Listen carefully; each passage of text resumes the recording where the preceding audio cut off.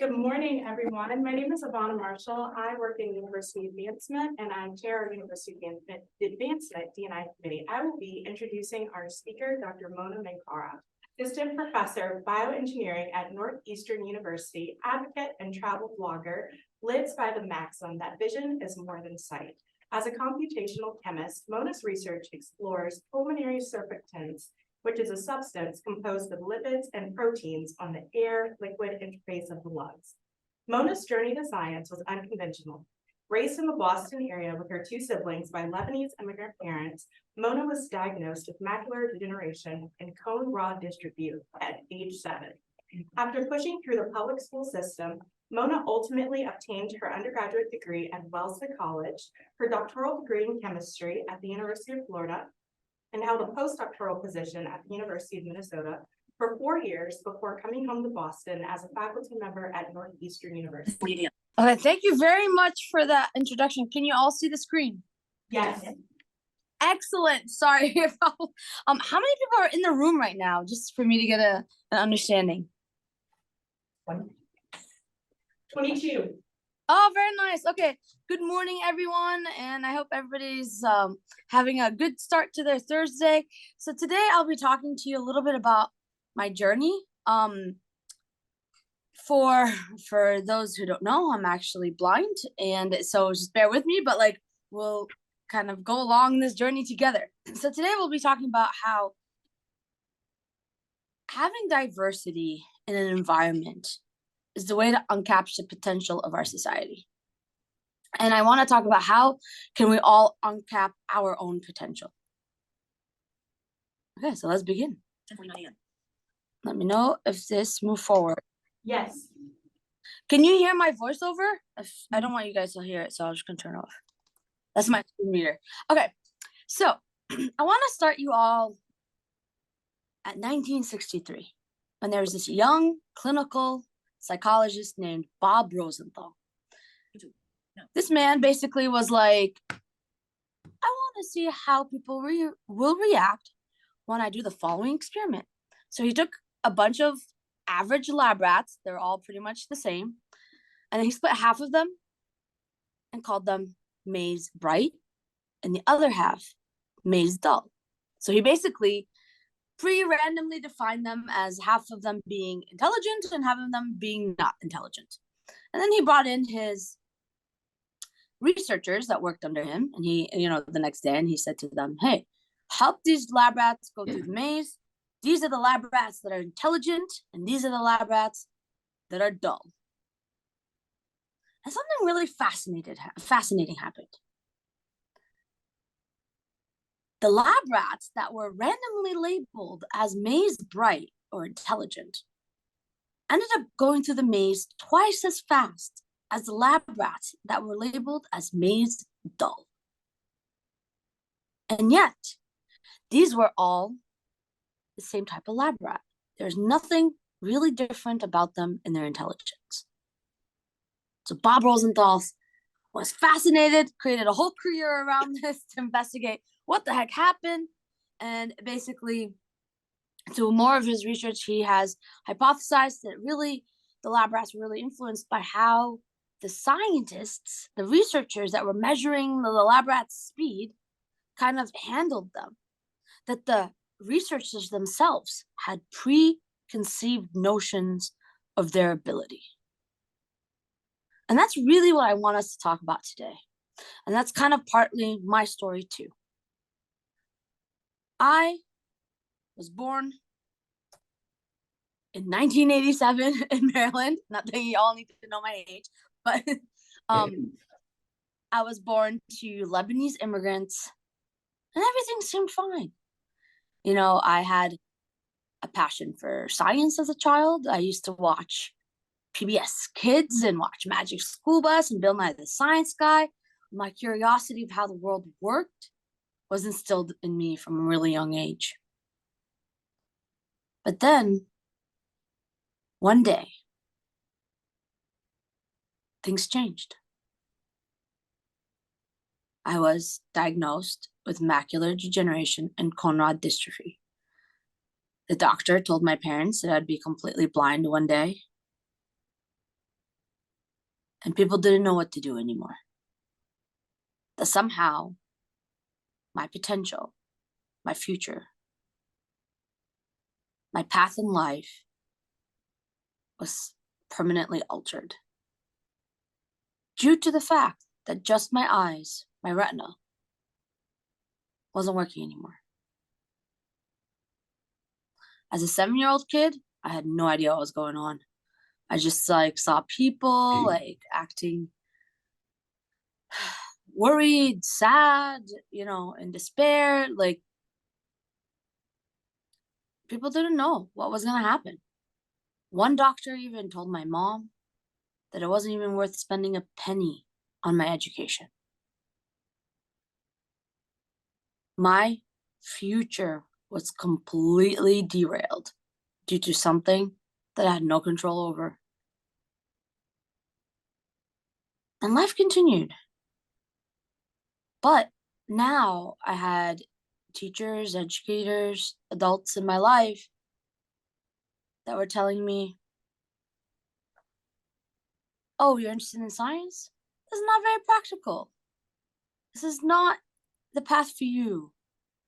Are you sure? You know what I mean? It was just over and over again. When I had not heard it beforehand, now I hear it I heard it all the time. And I grew up. And I was put in lower level classes. I went through the public school system. I was, my potential was assumed. It was assumed at a certain cap, just because I couldn't see. Until one day, I was bored out of my mind. I was so bored in lower level classes that I wanted to take advanced biology. This was 10th grade. For 10th grade advanced biology in high school.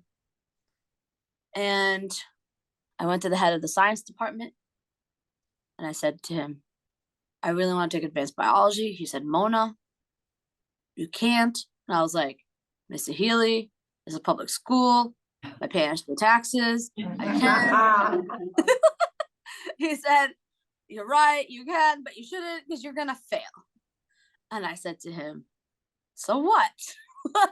I was so bored that I'd rather fail than not be bored anymore. He's like, okay, I can't stop you. First day of biology class. Ms. Duffy comes up to me and says, you don't belong in my class. And I was like, no, I do. I'm going to take your class. She was like, well, I'm not going to change how I teach just for you. And I said, okay. And I sat in that class. And all I had at the time was just a person that could write down my answers on can read exams to me and write down my answers on exams and quizzes. That's all I had. I couldn't see the board. I didn't have an accessible textbook. And I just sat there and I listened. By the end of the class, and I was totally okay with failing, by the way, because I was like, you know what? I'd rather fail than be bored. Because failure is not the worst thing. At the end of the class, I got the highest grade in the class, and the teacher actually apologized to me. I'll never forget that. She came up to me and she said to me, I'm really sorry. You're absolutely right. You could totally take this class. And it shifted her entire mentality. My sister, who's younger than me by 2 years, never had to face any of that, and she took her class, no problem. That was a huge pivotal moment for me. But I have this slide right now up on the screen that says the right to fail. And I want everybody to know this. We all have the right to fail. I know most of us walk in this life being afraid to fail, but there's nothing more freeing than allowing yourself the right to fail and being okay with failure. See, in order for me to get to even the point that I had to advocate to take that advanced biology class, I had to be okay with failing. Because everybody said that to me like it was the worst thing in the world. But to me, it was a lot worse for me to be bored. So I continued. In high school, I was like, whoa, if I could take advanced biology, what else can I do? It was like the gates opened for me. And I started taking advanced all the classes, and I realized I really don't like writing. And but I was given that choice, right? Like I got to explore who I was. I took advanced math, took, AP calculus. Like things really shifted for me after that pivotal moment. I ended up going off to Wellesley College. I don't know. How many of you have heard of Wellesley College? Oh, you all can answer me even though I'm not with you in the class. Usually when I give a presentation in person, I'm like, I want one thing from you. Please respond to me auditorily when I ask a question. But usually when it's like on Zoom, nobody can like unmute, but it seems like you're all there. Can you all hear me really well? Perfectly. Yes. Excellent. Okay. Have you all heard of Wellesley College? Yes. Okay, cool. So I went there. So I went to Wellesley College and I felt like the world was open up to me. But I faced the problem. I needed accommodation. I needed things so that I needed a person to write down notes, to like read exams to me. Like nothing was accessible to me, right? The world wasn't designed with blind people in mind. Now, that didn't deter me. I talked to the disabilities office. I told them, I need a reader. They're like, oh, we don't provide tutors. And I was like, oh, I don't need a tutor. I need a reader. Like it was the whole thing. Finally, we got to an understanding. And I changed my major like 10,000 times, which is like the beauty. This is the right that we all have, is to truly try to explore. And I landed on taking, getting a major in chemistry and Middle Eastern studies. And that was a huge moment for me. For all of you in the audience, I actually am the first ever blind person to graduate with a science degree from Wellesley College. And they've been open since 1875. And I graduated in 2009. So like that was a big deal. They didn't know how to deal with me, and I didn't know what I needed. And it was like a whole thing. But we worked together, and it was great. And I learned a lot at Wellesley. I really grew so much as a student there. But then it was time for me to apply to graduate school, because that's what I decided I wanted to do. I wanted to go to grad school. I had been doing research since I was a freshman. And half the applications were like, you need to take the chemistry GRE. I was like, great, I'll take the chemistry GRE. I write to the ETS, I want to take an accessible form of the chemistry GRE. They write back and they were like, we've never administered this. We cannot administer it. We're sorry, you can't take the chemistry GRE. And I was like, what? I can't take the GRE, like the chemistry GRE? What am I going to do? Half the schools I wanted to apply for had the chemistry GRE. Does anybody have any idea what you think I did next? It's okay if you don't, because it's kind of like, because I didn't know what I was going to do. Contact admissions. The guest says contact admissions of other schools. Yeah, contact admissions. I did eventually do that, but I didn't want to go empty-handed. So what I did is I talked to the head of the chemistry department at my school, right, at Wellesley, and I said, Professor Rumanayam, this is what's happening. This is crazy. And he was like, that's crazy. You're one of my best quantum students that I had. So how about this? Let's administer an old version of the chemistry GRE that is available, and you give basically like I wrote that I never looked at this exam beforehand, and they made it accessible for me. And I did it. I did it at Wellesley, and he graded it, and I got a score. It wasn't that great, but you know what? At least I had something. And that's what I went. And I told all the admins, and I made the ETS folks write a letter that they couldn't administer it to me. And I wrote my own letter explaining like I still did it, and this is what I got.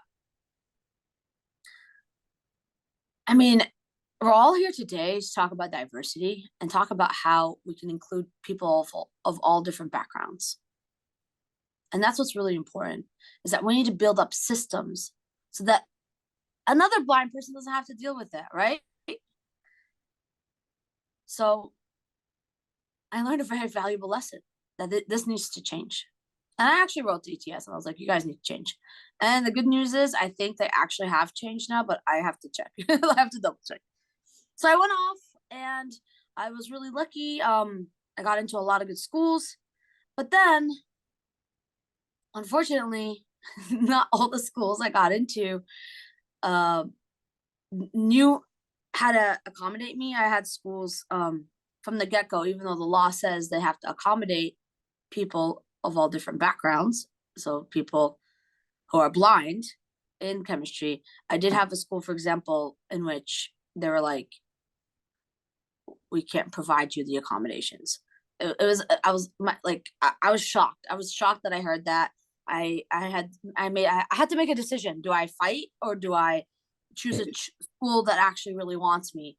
And I chose University of Florida because they literally rolled out the red carpet for me. And this is the power of inclusion, right? Like they were like, whatever you need for you to succeed as a blind chemist in our PhD program, let us know.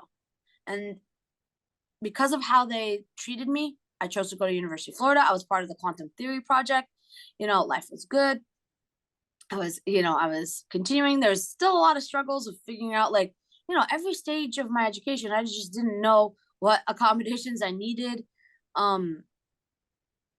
But they were like, okay, here, like, you're doing great. Here's some scholarships. You never have to TA. So one day, right? Because I was like, well, I want to know, what is it like to teach? What is it like to TA? So one day I went to the head of the chemistry department there and I said, I want to TA. I know I have full coverage of my scholarships. So for everybody in the audience who doesn't know, when you get a PhD in science, you have your tuition's paid and you get a stipend. Okay. And sometimes in order for your stipend to be paid, you have to TA. You have to be a teaching assistant. But I was fully covered, but I still wanted the experience of TAing because I was in my 4th year and I still didn't know what it's like to teach. So I went to the chemistry department and I said, I want to TA. They were really, really apprehensive. They were like, how are you going to do it? You're blind. How are you going to teach a bunch of sighted students? I don't know. I was like, please let me try to TA. Like, again, give me the chance to fail. Like, they were like, back and forth, back and forth. They're like, sure, we'll compromise. You can TA and you can take this discussion course that nobody ever comes to because it's not required. And it's like not a big deal. And I was like, okay, I'll take it. Right. So took it. And in my style, I'm like, I'm going to do the best that I can because that's just like what I like to do. So I took this discussions course. There were 14 students in the beginning of the semester. And basically everybody was like, nobody usually comes after the first class. And they're not required to come. And I just like put all my heart and soul and I came up with the technique and I had problems and I had solutions and I made it so that like I would literally like sit in the front of the desk, like cross-legged on the desk in the classroom. And I would have students go to the board and we would work together. By the end of the semester, I had 28, 30 people that were coming to the discussion class regularly. So not only did I have the original 14, but they had brought their friends because I said they can. And I did, and I enjoyed it. And I realized I really love teaching. And then the head of the department came to me and he was like, Mona, we would love to have you TA next semester. And I said, that's nice. That's great. Thank you. But no, thank you. I got what I needed out of this. And I learned I love teaching because I didn't even know until then. So I continued and I was wrapping up my PhD and I was like, oh, time to face the real world, right? I need to get a job. And I got an email in my inbox one day, even though I was applying to jobs like left and right. I got an email. And it was from Professor J. Ilya Seatman at the University of Minnesota. And he said, Mona, I have seen your work. If you are interested, you have a job in my lab. That was it. He sent me an email offering me a job. And I was like, what? I didn't even apply. Like, I was like, what? So I started researching him more. And I was like, okay, can we have a meeting? And he was like, of course. So we had a meeting.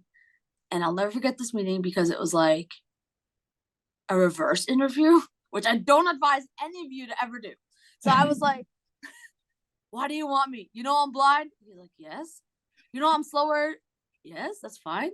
He was like, I was like, do you know I need accommodations? Of course, whatever you need.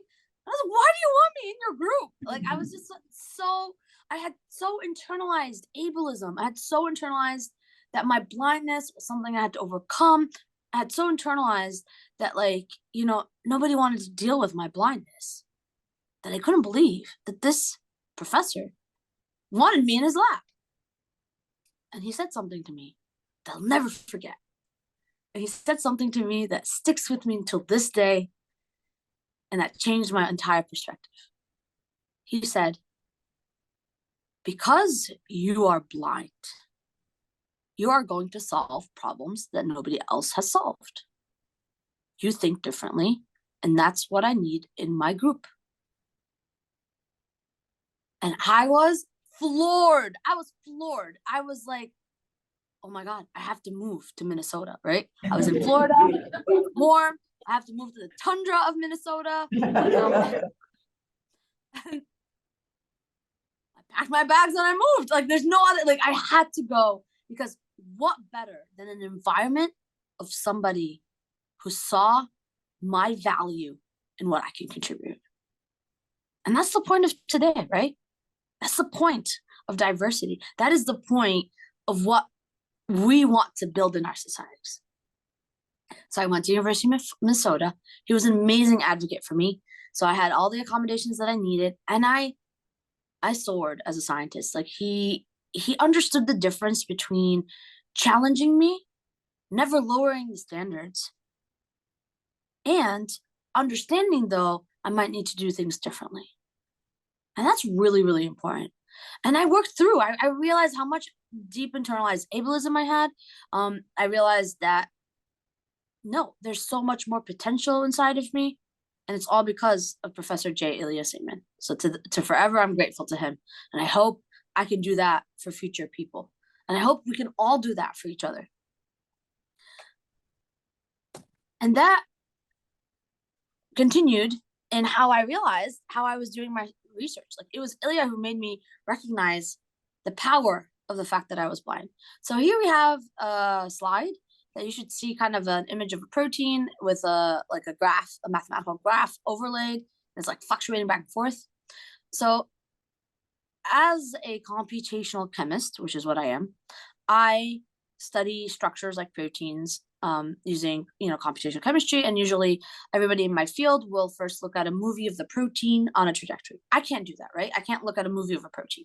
And so I had to come up with a first line of interaction with the data. And I did that by mathematically plotting the movement of the amino acids. So that's RMSF. So I did that. And because I did that, I found patterns that my sighted peers missed. And this is crucial. Like, we're not just like it's not empty words to be like, oh, diversity is important. No, diversity is like crucial, because we need people who have to do things differently to solve problems that haven't been solved. And this was like really brought to my attention when I was like, a postdoc of Ilya's. And I call this the unseen advantage. And because of everything that I grew up, like that I learned as a postdoc, and what Ilya kind of impacted me with, this, creates a ripple effect. Do y'all see a screen that says ripple effect? Yes. Excellent. So this is the impact that every single one of us has when we operate in the world, right? So Ilya literally just heard about me and sent me an email. And because of that, I ended up spending 4 years in Minnesota. And I grew so much as a scientist. Because of that, I was able to apply to become faculty at Northeastern. Because of that, I'm here with you today to tell you about my story. And that's the importance of the ripple effect.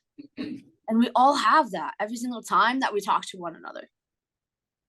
And so I am currently at Northeastern. I run the Combine Lab. So if any of you are computational chemists or bioengineers who are interested in computational science, please reach out to me. I'm always looking for great graduate students. Combine Lab stands for Computational Modeling for Biointerface Engineering. It's both kind of a philosophy, but also the acronym, so that, we combine our thoughts together. We combine, the efforts of different people together. My dream is to have this, group that is truly inclusive, different people, to bring different perspectives, to propagate that ripple effect. So in our group, we specifically, so I said biological interfaces. So the biological interface that I'm focusing on now is the one that's found in your lungs. So we're all sitting here today. Hopefully we're all breathing, correct? Yes. Excellent. This is when everybody goes, yes. Okay, so if you're not, we have a problem. But the fact that you're breathing, that means your alveoli, the little like air sacs in your lungs, they're expanding and contracting. And that is possible because of pulmonary surfactant that lines the alveoli in the lungs. And so that pulmonary surfactant is made up of lipids and proteins, and we really don't understand the composition, but it's extremely important for lung health. So premature babies that are born, they usually have a lack of pulmonary surfactant, and without it, that we get from cows and pigs, they actually they need it to be able to survive and breathe. If different types of diseases like cystic fibrosis, or even COVID, or even when we have the flu, there's an imbalance in our pulmonary surfactant. So we really need to understand how those different components work. And so we do that using computational modeling. And I can go into that for a lot more details, but probably we don't have time right now because and so we talked about the ripple effect, right? We talked about how, we all can kind of provide, I don't know, a ripple, sorry. I feel like I ran out of words. So one of the things that is really, really important to me is this concept that we share knowledge, because knowledge is key and knowledge is power. And one of the most difficult parts being blind is access to information, right? Journal articles are not accessible. You hand me a piece of paper, I can't read it. It's all about accessing information. And so I wanted to make sure that I outlined all of the tools and techniques that I ever used in my career on a website so people can access it. So I created a webpage called Blind Scientist Tools. And on Blind Scientist Tools, I highlight all the software, all the hardware, the fact that I've used Play-Doh to help understand proteins with somebody, and pipe cleaners and hot glue guns, and you know what I mean? Every single technique. How do I work with an Access assistant? How do I go to a conference? How do I teach a class? I even published a paper about that. All of that is here. And this is something I really like sharing because it's really important to me that that information is disseminated, and to teachers, so that teachers of the blind recognize that it's possible, that blind students who are interested in science recognize that it's possible. And then we just pass on the information. And I also continued with that concept because I really wanted to make sure that blind students can think of themselves as possible scientists. And so currently, in the past, I created something called the Blind STEM curriculum, and I made sure this curriculum was not just fully accessible to a blind person, but accessible financially. This is what's really important. So for 2 weeks of activities at a summer camp in Lebanon, where we had Lebanese, Palestinian, Syrian kids, 2 weeks of activities cost $4 a kid for the whole 2 weeks. This was really important to me because I really wanted students to feel like science was achievable, that they could do it in their homes. And so here you see images of the camp. We had some really good times, and it was amazing because what we had done is the camp was part of a nonprofit called Empowerment Through Integration, ETI. And so the concept there is we had half the kids blind and half of them sighted. And so I had made all of the students have to wear a blindfold. And I was like, okay, this is possible, do it. And it was fascinating because a lot of the sighted students immediately went into problem solving mode, while the blind kids, because their whole lives they were taught that they couldn't do it, were initially discouraged, but then they saw their sighted peers that were blindfolded trying, and so then it became this collaborative environment. It was a phenomenal kind of experience to observe. There were even blind kids that were not believing that their sighted peers that were blindfolded, and they were like, let me touch your face, and they would touch them, oh, it was just breaking down all these preconceived barriers on both ends. The blind kids were feeling like, oh wait, they can problem solve. The sighted kids were feeling like, oh wait, I can work on this, and you know what, it's okay, it's normal that my partner is blind. This was really important to normalize this concept that blind people can be in these environments. And then even now, I'm working on a project with with a professor at Baylor called, his name is Brian Shaw, and basically we have an NIH SIPA award where we are making chemistry accessible to blind kids, but like next level up with like tactile graphics. And we had them, create esters, like and different flavors. And I mean, it was like an amazing experience that we had at Baylor University, and I'm one of the mentors there. And we are also using technologies like lithophane technology. So if you're interested, there was this NPR interview where I talk about the lithophanes and how it's like changing my life as a blind professor to be able to use this technology that allows me as a blind person to access the information, but then my student who is sighted to also access it. And this is the power of moving, of diversity, right? Of different perspectives, is we start to create solutions that are useful for everybody. And then here we have like my teaching.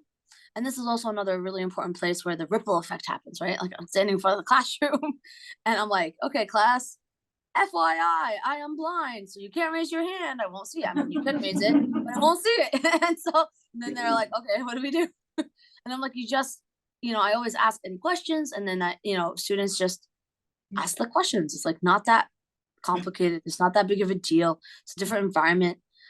There's a really cool quote. I'm doing this from memory. Or maybe actually, can I have somebody read the quote by George? I'll Go ahead. Inclusion is not bringing people into what already exists. It's making a new space, a better space for everyone.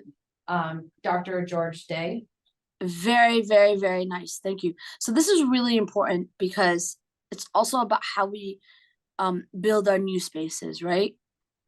Let's try to think of everybody. Let's think of everybody and build this space including everyone as opposed to an afterthought. And that's kind of the classroom that I aim to have. I think there's a picture of me while I'm like lecturing with a mask on because it was during COVID. But it's really important that we create environments like that wherever we go that are truly inclusive. And so with that in mind, actually, I'm part of the project called Astro Access. So you see a picture of me in zero gravity, which is really cool. So one of the coolest things I've ever done is this organization is trying, now that more humans are going up into space, we're like, hey, let's make sure that the way we travel into space is truly accessible and inclusive.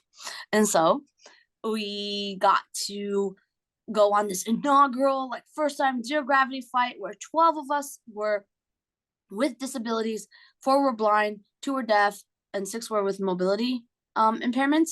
And so we went on the zero gravity flight and we ran experiments so that we can help design the future of capsules, space capsules, and space travel so that it's fully accessible. Because right now, blind people are not allowed to go because they're like, it's a safety thing. And we're like, wait, hold on, let's actually figure out how we can easily just make that possible. And not only that, we are also advocating the concept that, hey, maybe, because right now astronauts are not allowed to be blind. And I'm speaking from the blindness perspectives. There's also like the deaf and the mobility impaired perspective and other, neurodivergences and other kind of disabilities. But right now, blind people are not allowed to be astronauts, but we're like, hey, why not? There should be that's an added advantage. So there was like a fire on the International Space Station. Everybody panicked. Nobody could see anything. Well, if you had a blind astronaut, it would have been like easy peasy for them, like they don't need lights. They don't need, to see. So, I mean, there's this idea that we have inherent attributes that really could contribute to society. Like, why have we not been able to do that so far? Let's think about that in terms of space travel. And so we're creating right now a tactile language for having it so that no matter where you touch, let's say on the sides of the spaceship or whatever, that you'll be able to inside, in the capsule, that you'll be able to tell exactly where you are. So we're creating like a language for that and signage, which will be like beneficial to all, really.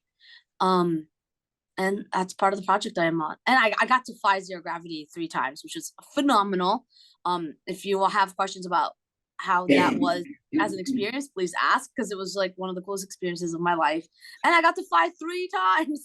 I think I'm the most experienced blind traveler in the world right now. It's just like really random. And finally, I want to talk to you about a project that I lead called Planes, Trains, and Canes. It's a YouTube series, so please all like and subscribe. So Planes, Trains, and Canes is this travel show that explores access. So as a blind traveler on my own, what happens? And I also pushed the idea of using public transportation in these different communities, different countries around the world, because I think public transport is a symbol of access. It is how people who can't drive can get around, whether you're blind or you have a mobility impairment or whatever it is. And so I traveled in season 1 to 5 different countries around the world and went to use the public transportation, and I got into different shenanigans. All of that you can watch on Planes, Trains, and Canes. It's all like real life unfolding. And then now in season 2, I'm happy to say we have funding for season 2. I went to Peru, Sweden, and Norway in the summer. I'm going to Morocco and the Philippines in the winter. And over the summer, I went to a village. So there's a picture of me in this village. It's called Peron. This village is in the Andes of Peru. And 75% of the people there are blind. 75% of the people there are blind. It's this remote village in the Andes where they export peaches. It was really crazy to get there. But I can't even express to you the emotions and experience of going there and talking to the people. And so this is kind of what this show explores. It's travel from the lens of a blind person's perspective. So Planes, Trains, and Canes, please look us up. And then finally, I want to bring it back to all of you. We talked about uncapping your potential, the power of diversity. As we're all sitting here today, every single one of you, think, how many times in your life has somebody told you couldn't do something? Or that you've internalized some kind of level of your potential? And then in turn, think, how many assumptions do you make when you meet somebody new, somebody from a different background? And what preconceived notions do you have about them? So I want to challenge all of us today to think about that. And that maybe we can move away from thinking, not that any of us really think that they're maze dull and maze bright people, but from categorizing people without getting to know them first. And that there is power in diversity. So with that, I want to thank all of you. You've all been an amazing audience. Thank you so much. Feel free to ask me questions now, but also to reach out to me. I have a website, monaminkara.com. That's where the Blind Scientist Tools is at. And social medias. I do a Scientist of the Week every Wednesday on my Instagram and on the YouTube, where I highlight a new scientist every week that I feel like, is from a diverse background that has made an impact on our lives and most of us don't know about. So with that, thank you so much. And questions, please.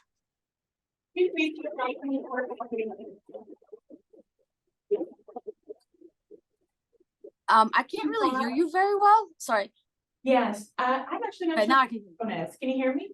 Yes, I can hear you. And I don't know if could you see my video this whole time or no? No, we could not see your video, but we can see your PowerPoint wonderfully. Okay, so what I can do is unshare my PowerPoint so you all can see my face. Not that I can see. How about that? Dr. Minkara, thank you so much for your presentation. We have about 20 minutes for questions. I will ask that everyone in the room project, since I don't know where the microphones are. Cool, and let me just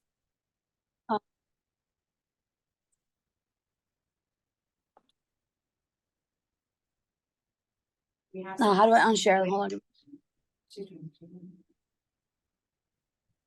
Okay. Hello. Hello, we can see your image. Excellent. Okay. No, she's trying to share her live picture, and so we're just seeing her avatar. Oh, okay. Let me turn on my video. Yeah, we're just seeing your avatar, not your. We don't see you live. Your camera is off on the Zoom. Yep. How about now? Thank you. And we have our first question. Okay. I'm very excited to go out and look at your YouTube trains, planes and canes. And I'm excited to see your adventures in other countries. I'm curious if you'll do a season in the US. Yes, if I get funding.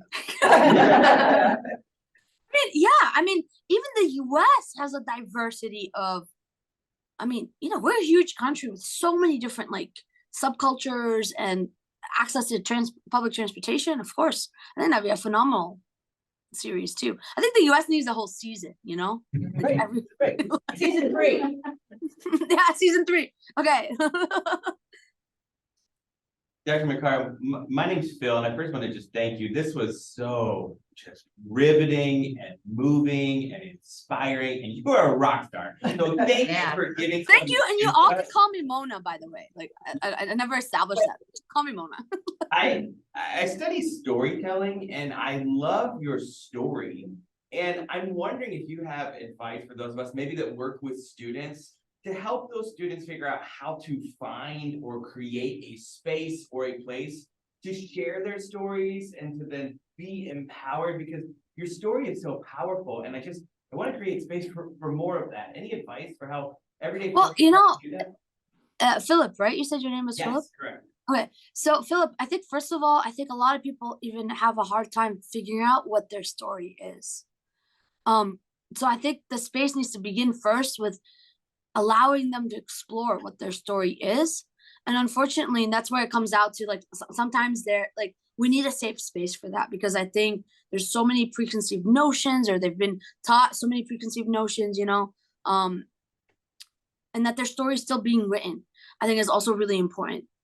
And then we create the safe space that allows, people to be able to share whatever they feel like, even if they're in the middle of figuring out their story that's still being told. That was really vague advice, so No, it's good. but I love storytelling too. I love storytelling. Other questions? Hi, I'm Jen, and I am the new Assistant Dean for our Graduate Arts and Sciences programs. Oh, hello. And when I look at, having a new lens and a perspective coming in, what would be your suggestions for first steps for me trying to put in place the tools, the resources that would then allow us to invite a more diverse student body in to be successful in our programs? Oh, okay, that's like hours of conversation. Okay. So a lot of times, unfortunately, a lot of us speak, like, especially like right now, we're doing like DEI initiatives, like that's like popping out everywhere. But the reality is, people are just like doing it without really digging deep. And I think my first advice is to not be afraid of digging deep, and to not be afraid of whatever like people have to say. And it's really hard for me to give you really quick advice. I think this is like a very big topic, and it's a very important one. People need to feel like their voice is being heard. So creating systems to allow that. I'll give you a real life examples, right? So let's say there's a new building and they're like, oh, this building is like, state of the art, and it's going to be a safe space for everybody. And it's going to, but then like somebody in a wheelchair comes and they can't even open the door, for example, right? It's like, well, it's not a safe space for everybody. You didn't even let everybody in, kind of thing. Like it's thinking, it's really truly getting different voices involved, and nobody can ever know everybody else's experiences. I can only speak from my own, and I can't even begin to speak on behalf of anybody else's experience. But I think what would be really cool is making sure that all these voices could be shared and people feel like they can, and that there is a hearing platform that is actually acted upon it. I don't know if that helped at all. That is great. That is good. It's the listening. It's seeking out those perspectives and inviting them to a space where they can share them. And don't put the pressure on yourself to have to know everybody's perspective. You're never gonna be able to do that. I think what's really important is then that we are though open to hearing all these perspectives and then acting upon it and asking them. what is it that you'd like to see happen?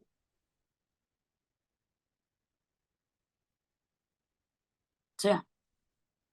Hi, thank you. My name is Lindsay. I work with Military and Veteran Affairs here at William and Mary, and Hi, Lindsay. hi, you're incredible. And what I find really inspiring about you and interesting is that you don't seem to stereotype threat you seem to push right through it. And a lot of students, probably every single one of us in this room, have experienced stereotype threat in one way or another. What is your advice on how to push through stereotype threats when you are really in any situation? So when you say stereotype threat, that means like when somebody stereotypes me?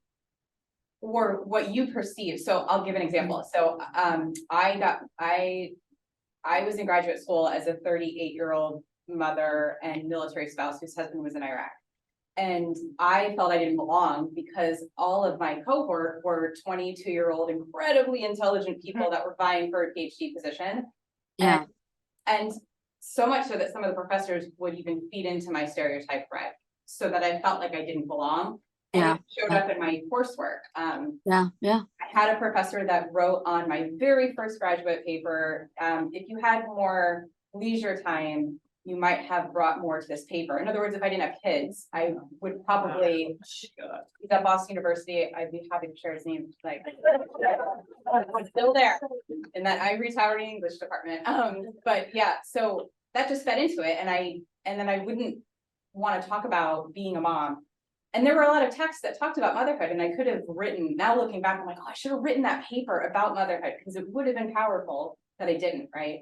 And in your case, if you had not challenged all of those people that you have challenged, you wouldn't be sitting here today. So what advice do you have to push through that stereotype threat? Feeling like you don't. I think I'm gonna be very honest and open with you. Okay, I'm gonna just like tell you, I never operated from the lens of I need to show them. You know, that wasn't ever my personal internal motivation. Because if that was the case, I think I would have been like too stressed out, right? Because the reality is I don't really know if I can. Like I never knew if I could. Like I was just kind of making it up as I went along.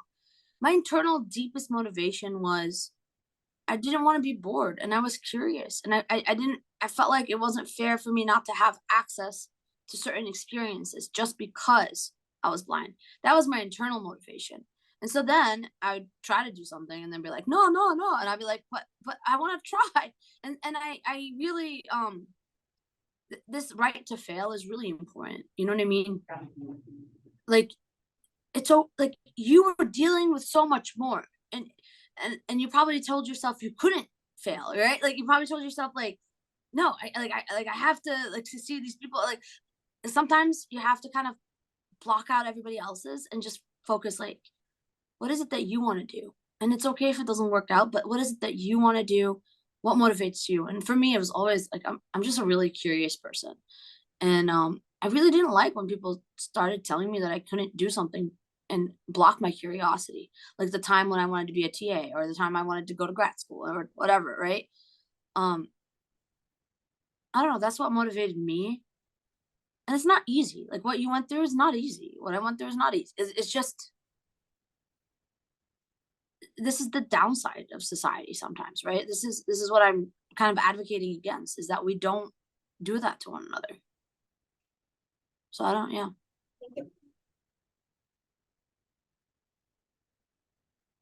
Can I ask another? Sorry, I don't mean to be a mic hog, but I'm wondering how COVID impacted things. It seemed like you were on a roll. You had everything down. Did COVID help? Did it hurt? Is there anything we can learn from no. mass disruptions?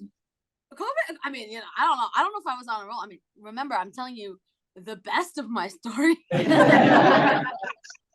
there are times I tried things and I failed. There are times, like, like, maybe I should include some of those moments. I don't know. But, like, it's not all, like, sunshine and roses. COVID was rough. So I started as a faculty fall of 2019. COVID hit spring of 2020. I was teaching my first ever course in the spring of 2020. I didn't even know how I was going to teach. I had no idea. I had nobody that I can call up and be like, hey, fellow blind person, how like, how do you teach this heavily mathematical course? I don't know.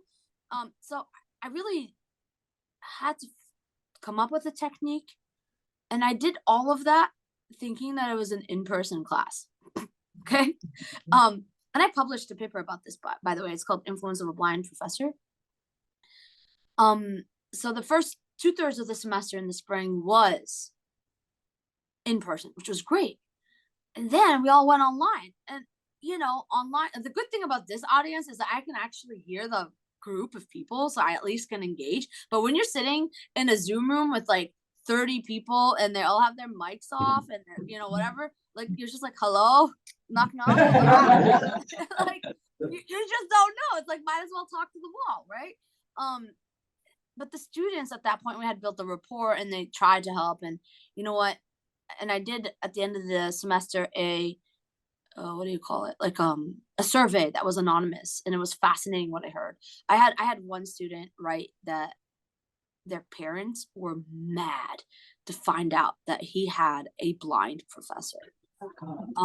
And I was like, I was reading that and I was like, thank goodness I had no idea, right? Like, like back to Lindsay's comment, like sometimes it's like ignorance is bliss. Like I don't want to know what you think. Like, and so I don't know how I would have been more nervous thinking that there was a mad parent thinking that their kid was getting somehow a subpar education because I was blind. But apparently this student ended up loving my class and said it was one of the best teachers I had. And, so it worked out fine. But a mad parent, it wasn't even in the realm of possibility for me as like a possible issue. I forgot the original question, but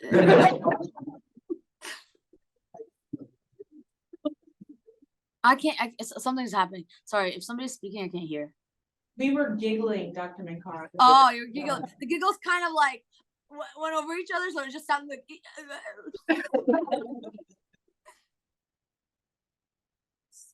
We have time for 2 or 3 more questions.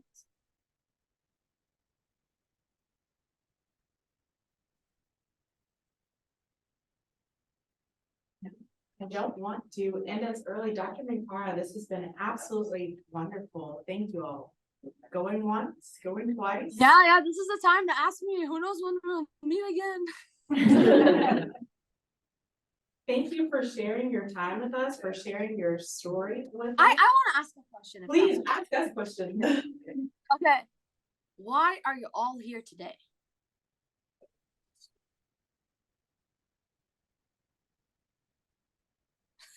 I didn't mean to stump you all. I'm Betsy, and I'm the lady who asked about the trains, planes, and canes. And I'm here today because I'm an older white female who grew up in a mostly white environment, and I want to learn more about other perspectives and challenge my own upbringing and my own views and perspectives. And that's awesome. Okay. Be a more inclusive person. Awesome. I'm Phil, and I'm a communications faculty member, which really just means I like to talk a lot. So I think so many of us are here because we bought into what this institution is able to do as a collective force.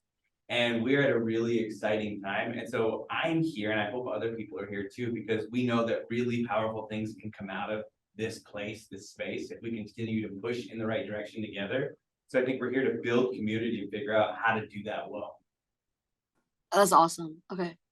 Were there any moments in the presentation that anybody really like resonated with them, or that like it really kind of, you felt connection with it? I'm just curious, like out of, because I'm not there to really sense the audience. Your passion, it comes through, and your energy, I think that is what made the most impact on me. I enjoyed in your presentation the concept that other people's thoughts about you affect your own thoughts about yourself, and that can affect your performance. I was raised to take a lot of personal responsibility for not only things that were my responsibility, but things that weren't my responsibility. And dealing with that as an adult has been a challenge. And just hearing you say that really got me thinking about a lot of other things. And then, of course, the people that we interact with, how they interact with us, the things that they bring to the table and the diversity in the different groups that we have. How And how we interact with them. Sometimes we internalize certain things and then Correct, we correct. project it on to the next person. Exactly. Thank you. Oh, thank you.